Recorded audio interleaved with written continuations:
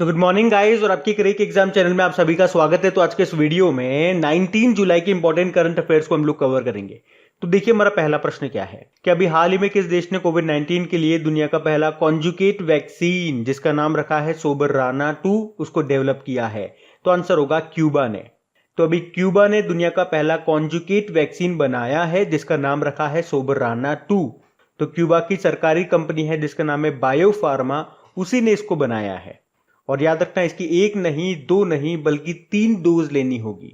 अच्छा, अब आपके माइंड में आ रहा होगा ये कॉन्जुगेट वैक्सीन क्या बला है, क्या होता है ये। तो देखो, वैक्सीन जब हम लोग लेते हैं तो एक्चुअल में हम लोग क्या ले रहे होते हैं, मतलब हमारे शरीर में वो लोग क्या डालते हैं। तो हमारे शरीर में वही बैक्टीरिया वही वायरस डालते हैं जिससे रोग होता है, लेकिन उसकी इंटेंसिटी को कम करके।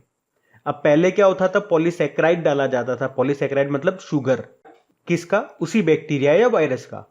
और उसके कारण हमारी बॉडी में इम्यून सिस्टम एक्टिवेट होता था और एंटीबॉडीज बन जाते थे। तो हमारे शरीर में जो रोग प्रतिरोधक तंत्र है, इम्यून सिस्टम है, वो एक्टिवेट होता है जब एंटीजन डाली जाते हैं। और एंटीजन के तौर पे क्या डाल रहे थे हम लोग, शुगर या पॉलीसैकेराइड डाल रहे थे, लेकिन अब उसे प्रोटीन के साथ जोड़ दिया गया है। इससे क्या होगा, और ज्यादा बेटर रिस्पॉन्स मिलेगा। तो शुगर और प्रोटीन जब दोनों हमारे शरीर में डाले जाए तो उसके कारण और बेटर रेस्पॉन्स मिलेगा जब शुगर और प्रोटीन दोनों को हमारे शरीर में डाला जाएगा। और जिस वैक्सीन के थ्रू डाला जाएगा उसे ही हम क्या कह रहे हैं, कॉन्जुगेट वैक्सीन कह रहे हैं। तो बात आपको समझ में आ गई। यही देखो प्रश्न में लिखा हुआ है कि अभी किस देश ने कोविड-19 के लिए दुनिया का पहला कॉन्जुगेट वैक्सीन बनाया है। ये तो इसका नाम हो गया सोबराना 2। तो दुनिया का पहला देश कौन सा बन गया जिसने कॉन्जुगेट वैक्सीन डेवलप की है। तो आंसर होगा क्यूबा ने। क्यूबा की कैपिटल होती है हवाना, करेंसी होती है क्यूबन पेसो। और अभी क्यूबा में भारतीय राजदूत कौन है, तो डॉक्टर एस जानकी रमन है। तो ये ध्यान रखना, बढ़ते हैं आगे। फिर अगला प्रश्न है, अभी हाल ही में किस राज्य में हरेला उत्सव मनाया गया है। तो आंसर होगा उत्तराखंड में। तो उत्तराखंड के कमाऊं क्षेत्र में नई फसल की याद में मनाया जाने वाला हरेला त्योहार, यह अभी 16 जुलाई 2021 को कई क्षेत्रों में मनाया गया। ये जो हरेला है इसको मानसून शुरू होते ही मनाया जाता है और इसे पूरे कमाऊं क्षेत्र में सबसे महत्वपूर्ण त्योहारों में से एक माना जाता है। तो सिंपल सा आपको याद रखना है, हरेला उत्सव ये कहां पे मनाया जाता है, उत्तराखंड में। देखो उत्तराखंड के 2-3 त्योहार हैं वो आपको और याद रखने, वैसे तो बहुत सारे होते हैं लेकिन 2-3 जो मुख्य रूप से आपको याद रखने चाहिए। एक तो उत्तराखंड का फूल देई त्योहार और एक भितौली त्योहार, ये भी आप ध्यान रखना। और ये हरेला उत्सव तो हुई है। अब बात यहाँ पे हो रही है उत्तराखंड की, तो ये रहा मैप में उत्तराखंड। देखो इसकी 2 कैपिटल आपको देखने को मिलेगी, एक देहरादून होती है जो किसकी विंटर कैपिटल है, एक अभी नई बनी है ग्रीष्मकालीन कैपिटल, समर कैपिटल गैरसैंण है। मुख्यमंत्री कौन है, मुख्यमंत्री नए बन गए हुए उत्तराखंड के, उनका नाम है राघवेंद्र सिंह चौहान। और बेबी रानी मौर्य यहाँ की गवर्नर है।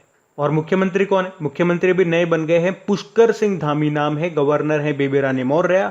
चीफ जस्टिस कौन है, राघवेंद्र सिंह चौहान है।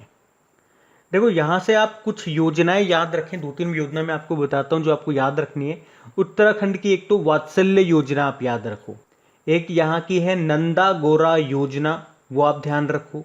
उसके अलावा मुख्यमंत्री महालक्ष्मी योजना, ये भी इसी साल स्टार्ट हुई थी, इसको भी ध्यान रखो। अभी उत्तराखंड की पुलिस ने मिशन हौसला भी शुरू किया था। और अगर आपसे पूछा जाए कि भारत का पहला क्रिप्टोगेमिक गार्डन ये कहां पे शुरू हुआ है या कहां पे स्थापित किया गया, तो देहरादून में। और भारत का पहला मोस्क गार्डन ये कहां पे विकसित किया गया, नैनीताल जिले में। उसके अलावा भारत का पहला पॉलिनेटर पार्क कहां पे बना है, तो ये भी उत्तराखंड में बना है। अभी आपको याद होगा मनरेगा के तहत कार्य दिवसों की संख्या को उत्तराखंड ने 100 से बढ़ा कितना कर दिया था, 150 दिन कर दिया था। उत्तराखंड में एक दिन के लिए मुख्यमंत्री कौन बनी थी, सृष्टि गोस्वामी बनी थी। उसी तरह से उत्तराखंड ने ही घरों की पहचान चेली का नाम योजना भी शुरू की थी।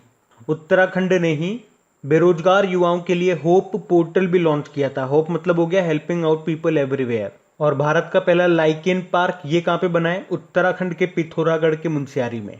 और भारत का पहला फॉरेस्ट हीलिंग सेंटर कहां पे बना है, तो रानीखेत में। अच्छा, रानीखेत में तो एक एक्सरसाइज भी हुआ था, Dustlik two exercise, Bharat और किस देश के बीच में, उज्बेकिस्तान और भारत के बीच में हुआ था ये। यहीं पे आपको जिम कॉर्बेट नेशनल पार्क भी मिल जाएगा जो कि भारत का सबसे पुराना नेशनल पार्क है, जिसको पहले हेली नेशनल पार्क के नाम से जाना जाता था। यहीं पे आपको राजाजी टाइगर रिजर्व भी मिल जाएगा। और भारत का सबसे ऊंचा डैम है तिहरी डैम, वो भी आपको यहीं पे मिलेगा। किस नदी पे? भागीरथी नदी पे। तो ये भी ध्यान रखना। बढ़ते हैं आगे। अच्छा, फिर बताइए, अभी हाल ही में वसीम जाफर को किस राज्य की क्रिकेट टीम का मुख्य कोच नियुक्त किया गया? तो आंसर होगा उड़ीसा। तो अभी भारतीय क्रिकेट टीम के पूर्व सलामी बल्लेबाज हैं ये वसीम जाफर, जिनको अभी उड़ीसा का हेड कोच नियुक्त किया गया है। कितने सालों के लिए? 2 सालों के लिए अभी तो। और वैसे ये पहली बार नहीं है जब वसीम जाफर को किसी घरेलू टीम का कोच बनाया गया। इससे पहले वो उत्तराखंड टीम के भी कोच रह चुके हैं। और क्रिकेट से आपको याद आना चाहिए अभी एक प्रश्न। चलिए आप बताइए, अभी T20 में 14,000 रन बनाने वाले पहले खिलाड़ी कौन बन गए? वेस्ट इंडीज के प्लेयर हैं ये, क्रिस गेल इनका नाम है। और आपको बताना है कि अभी 14 सबसे तेज वनडे शतक बनाने वाले पहले बल्लेबाज कौन बन गए? बाबर आजम बन गए हैं। अब लेकिन बात तो यहाँ पे उड़ीसा की हो रही है, तो ये रहा मैप में उड़ीसा।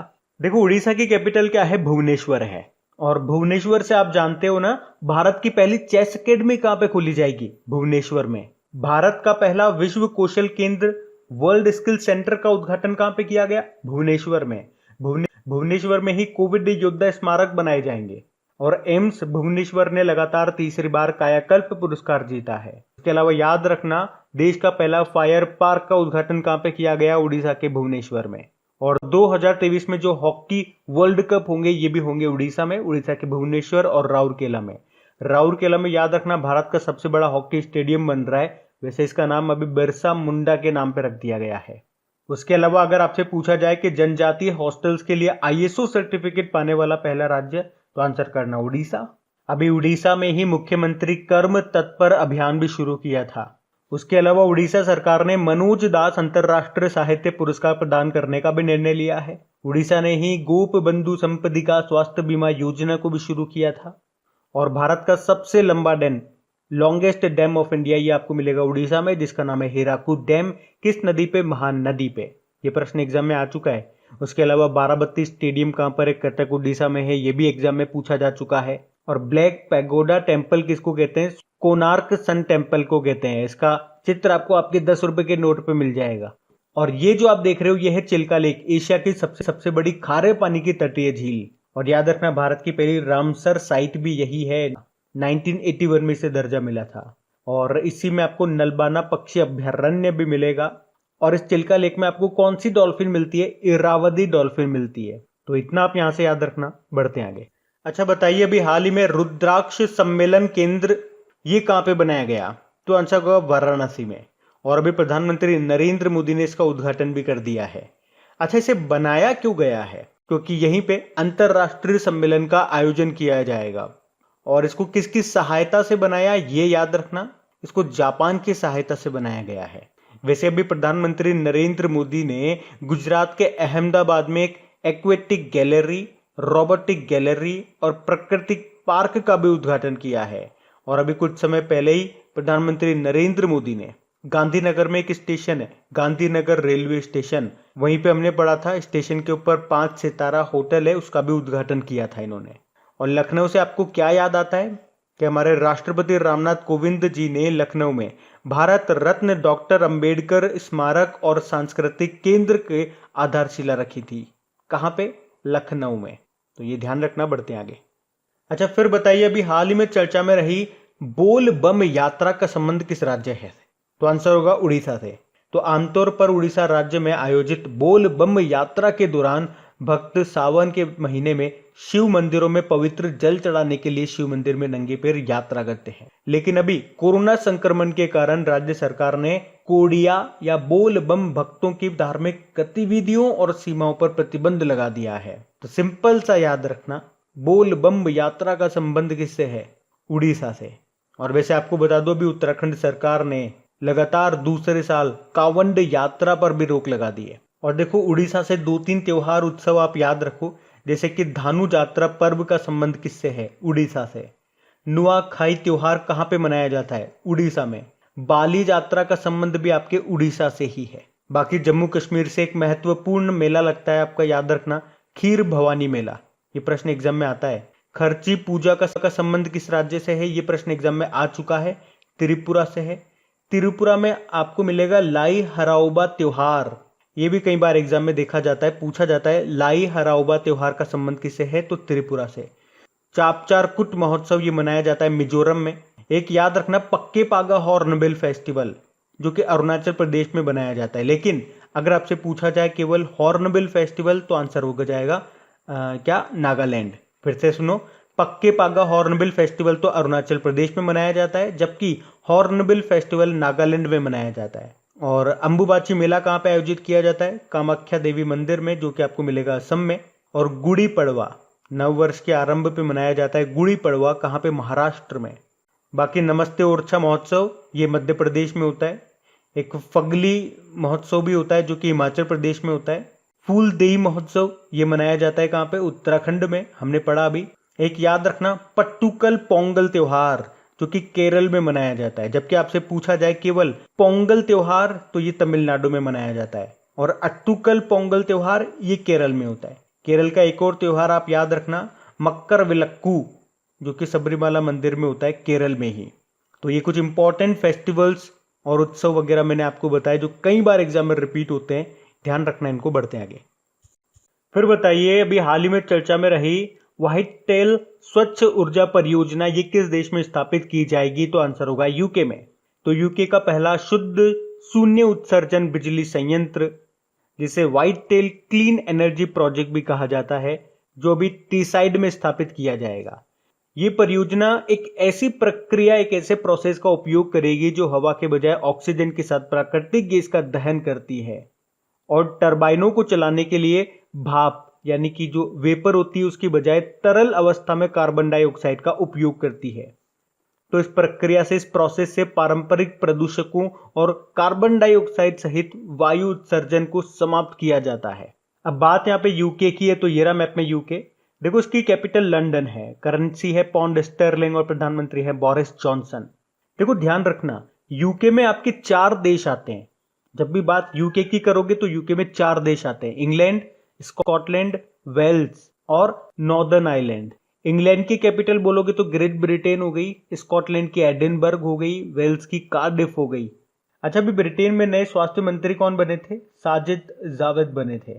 और याद रखना, G7 विदेश मंत्रियों की बैठक अभी हुई थी लंदन में ही। G7 समिट की इस साल अध्यक्षता कर रहा है ब्रिटेन। और अभी सेल्फ ड्राइविंग कारों को उपयोग की मंजूरी देने वाला पहला देश भी बना था आपका यूके। तो इतना आप यहां से याद रखना। बढ़ते आगे।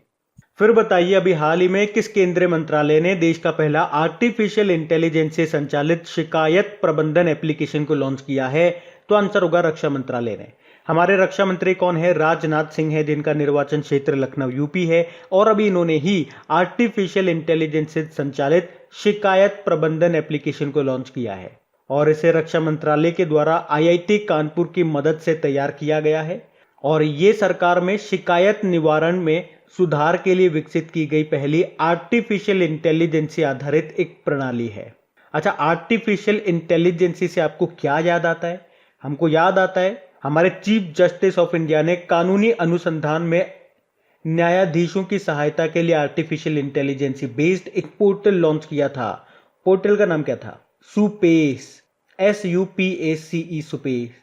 तो इस प्रश्न में जो हम लोग पढ़ रहे हैं इस एप्लीकेशन के बारे में, तो इस एप्लीकेशन का उपयोग शिकायतों का वर्गीकरण, उनको कैटेगराइज करने में और जहां से शिकायत आ रही है उस स्थान के बारे में जानकारी प्राप्त करने में इससे हमें मदद मिलेगी। रेल मंत्री कौन है हमारे? अश्विनी वैष्णव हैं। इलेक्ट्रॉनिक्स और IT मंत्रालय भी इनके पास है, संचार मंत्रालय। खेल मंत्रालय ये अनुराग ठाकुर के पास है। ब्रॉडकास्टिंग मिनिस्टर भी इनके पास है, सूचना मंत्रालय। और शिक्षा मंत्री कौन बन गए? शिक्षा ही धर्म है, धर्मेंद्र प्रधान बन गए। चलो एक प्रश्न मुझे बताइए कि किस राज्य ने 2020 को आर्टिफिशियल इंटेलिजेंस का वर्ष घोषित किया था? तो ये आपको याद होना चाहिए, आंसर होगा इसका तेलंगाना। बढ़ते हैं आगे। अच्छा, फिर बताइए, अभी हाल ही में नेल्सन मंडेला अंतरराष्ट्रीय दिवस कब मनाया गया? तो आंसर होगा 18 जुलाई को। पहली बार इसे 2010 में मनाया गया था। नेल्सन मंडेला एक प्रतिष्ठित व्यक्ति थे जिन्होंने साउथ अफ्रीका के रंग भेद शासन पर विजय प्राप्त की थी और वे स्वतंत्र दक्षिण अफ्रीका के लोकतांत्रिक रूप से चुने गए पहले राष्ट्रपति भी थे। याद रखना, उन्हें रंग भेद विरोधी संघर्ष के कारण 27 सालों तक रॉबेन द्वीप के कारागार में रखा गया था। अच्छा, अगर मैं आपसे पूछूं कि 2021 के लिए नेल्सन मंडेला विश्व मानवतावादी पुरस्कार ये किसे मिला है? तो आंसर होगा रुमाना सिन्हा सहगल को। और आपको याद होगा 3 विदेशी नागरिक थे जिन्हें भारत का सर्वोच्च नागरिक सम्मान भारत रत्न मिला था, उसमें से एक ये भी थे, नेल्सन मंडेला। कब मिला था इन्हें? 1990 में। जबकि सन 2001 में गांधी शांति पुरस्कार इनको मिला था। इनकी एक फेमस बुक आप याद रखना जो एग्जाम में एक बार पूछी गई थी, लॉन्ग वॉक टू फ्रीडम, इसको लिखा है नेल्सन मंडेला ने। इन्हें अफ्रीका का गांधी कहा जाता है, नेल्सन मंडेला इनका नाम है। बाकी देखो डे वाला क्वेश्चन है, तो जुलाई में कौन कौन से डे मनाए हमने? 1 जुलाई को नेशनल डॉक्टर डे मनाया था, 1 जुलाई को ही नेशनल चार्टर्ड अकाउंट्स डे मनाया और 1 जुलाई को ही नेशनल पोस्टल वर्कर्स डे मनाया। 2 जुलाई को विश्व खेल पत्रकार दिवस मनाया, 3 जुलाई को अंतर्राष्ट्रीय सहकारिता दिवस मनाया, 10 जुलाई को राष्ट्रीय मत्स्य किसान दिवस के रूप में मनाया, 11 जुलाई का सबसे इंपॉर्टेंट डे विश्व जनसंख्या दिवस होता है, 12 जुलाई को विश्व मलाला दिवस मनाया, 15 जुलाई को विश्व युवा कौशल दिवस मनाया और 17 जुलाई को हमने विश्व अंतर्राष्ट्रीय न्याय दिवस के रूप में मनाया था। तो ये भी ध्यान रखना, बढ़ते आगे। फिर बताइए अभी हाल ही में किसने 74th कान फिल्म समारोह में सर्वश्रेष्ठ वृत्तचित्र के लिए ओइल डी ओर यानी कि गोल्डन आई पुरस्कार जीता है? तो आंसर होगा a night of knowing nothing ने। तो मुंबई बेस्ड फिल्म मेकर हैं पायल कपाड़िया और अभी उनकी a night of knowing nothing ने 74th कान फिल्म फेस्टिवल में बेस्ट डॉक्यूमेंट्री के लिए ऑयल डी ओर यानी कि गोल्डन आई पुरस्कार जीता है। किसने? पायल कपाड़िया की a night of knowing nothing नाम की डॉक्यूमेंट्री ने। देखो आपको याद रखना है 67 नंबर के जो भी नेशनल फिल्म अवार्ड्स का आयोजन हुआ था उसमें बेस्ट फिल्म रही थी छिछोरे। बेस्ट एक्टर का अवार्ड मिला था मनोज बाजपेयी भोंसले मूवी के लिए और धनुष को असुरन मूवी के लिए, जबकि बेस्ट एक्ट्रेस रही थी कंगना रनौत मणिकर्णिका मूवी के लिए।